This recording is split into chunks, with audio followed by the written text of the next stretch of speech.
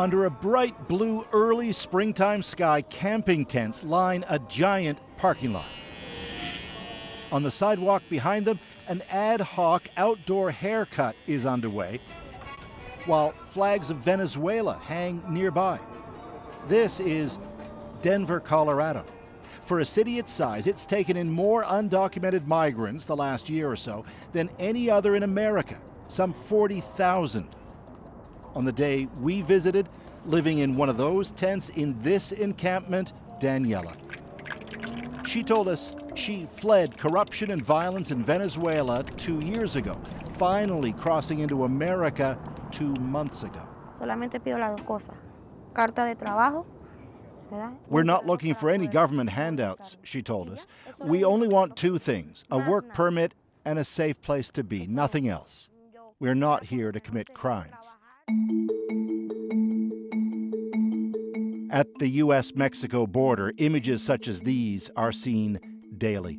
Migrants from further south seeking safety and a better life in the U.S. So many migrants, it's overwhelmed America's capacity to take them in.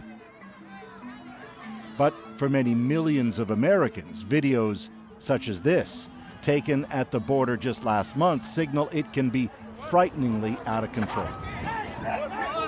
And it's become an enormous political issue, with the governor of Texas now busing migrants out of that state directly to so-called sanctuary cities in the north, places that make clear they welcome migrants. All of this as former President Donald Trump regularly derides migrants, while current President Joe Biden uses Trump's words against him. Now he says immigrants are poisoning the blood of our country. They're poisoning the blood of our country. What the hell is he talking about? Back in Denver, in a church basement in this self-declared sanctuary city, a volunteer program aimed at giving migrants whatever they need. Free suitcases are handed over to be filled with toiletries, baby formula, diapers, shoes, clothing of all sizes, especially winter wear, anything they all need, young and old, right now. No importa si tiene caso. Upstairs, more migrants are told how things work, how asylum works, public transit, how to get health care, education, a driver's license, an apartment, a job. In the red sweater, Darius, who fled Venezuela nearly a year ago, finally crossing into America, cutting herself on barbed wire at the border, she told us, then put on a bus in Texas and shipped off to Denver. We are humans, we are hard workers, we are honest people, she told us. We can all work together. When she finished speaking, she broke down in tears. Toothbrushes, toothpaste, usual hygiene stuff. For organizer Jennifer Kettering, the goal here is twofold: to help those in need and to signal to the rest of America that those who deride or fear such migrants need a rethink. Our community rose up to something when it was in our doorstep, in our neighborhood, and I think the more neighborhoods get that exposure, it becomes less abstract. And you see that these children are just like our children. They need the same things, they have the same personalities, they have the same sense of humor, and when people see that, it's just difficult to believe people should just suffer and starve. You see that approach throughout Denver. At this parking lot, it's the end of a day's work for migrants who, for a few dollars of donated cash, have spent the day collecting garbage off of city streets. That's it. Among them, we're told, a migrant nurse, an accountant, a teacher, and this man, a forensic pathologist from Valencia, Venezuela, yet another migrant who fled that country's violence, only to now find himself caught in America's politics.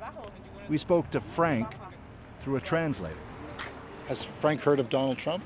¿Has escuchado el nombre Donald Trump? Sí, muchísimo. Mucho. Mucho.